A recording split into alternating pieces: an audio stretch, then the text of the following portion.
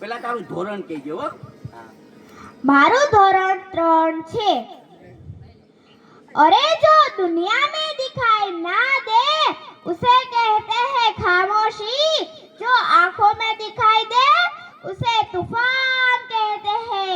वीरों की इस भूमि को हिंदुस्तान कहते हैं, हिंदुस्तान कहते हैं, हिंदुस्तान कहते हैं। नमस्कार, गोहर वैशाली का नमस्कार।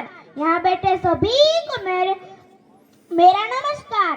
आज मैं संविधान के रचयिता डॉक्टर बाबा साहेब के बारे में कुछ कहूंगी।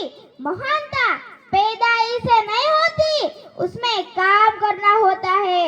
मुकाम हासिल करके खुद का बड़ा नाम करना होता है, और ऐसा ही बड़ा नाम आज डॉक्टर बाबा साहेब आम्बेडकर का है।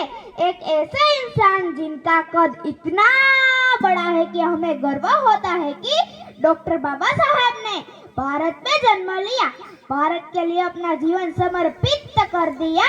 आज 26 जनवरी पे बाबा साहेब को याद करने का मकसद सिर्फ इतना ही नहीं कि हम उनको श्रद्धांजलि दे रहे हैं। बाबा साहेब एक नाम या पहचान नहीं, बल्कि हर भारतवासियों के दिलों की धड़कन है। बाबा साहेब ने जो काम किए थे वो महान थे।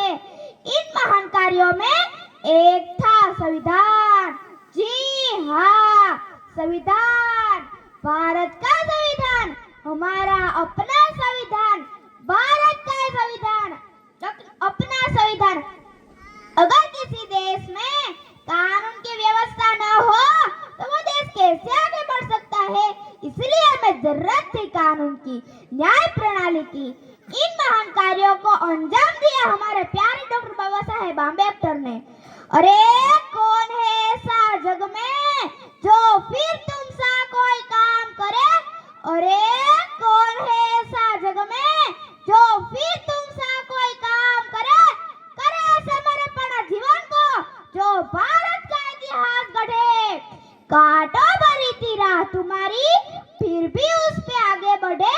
अरे कौन है ऐसा जग में जो फिर तुम सा कोई काम करे? अरे कौन है ऐसा जग में जो फिर तुम सा कोई काम करे? करे समर्पण जीवन को, जो भारत का इतिहास गढ़े। ऐसे थे हमारे बाबा साहेब। ना किसी का डर था, ना छल कपट, बस एक ही मकसद था, देश के लिए सब समर्पित कर देना। ना जात पात, ना ऊंच नीच जैसे विचारों से उनके लिए कहीं ऊपर ना कोई छोटा था ना कोई बड़ा था, सब एक समान थे। उन्होंने कभी भेदभाव नहीं किया, तेरा मेरा नहीं किया, अपना पराया नहीं किया।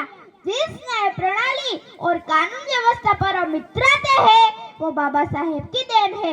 उन्होंने ऐसा संविधान लिखा जिसमें सभी को समान अधिकार मिले, इसीलिए तो ये संविधान हमारे दिलों पर अमिट छाप छोड़ गए हैं। ऐसे अनमोल हीरे कभी कभी जन्म लेते हैं। आज 26 जनवरी पे बाबा साहेब को याद करना जरूरी है, और नमन करती हूँ मैं ऐसी महान विभूति को, और आप सभी को मेरे तरफ से बहुत बहुत बधाई। अस्तु जय भारत, वंदे मातरम, जय भीम।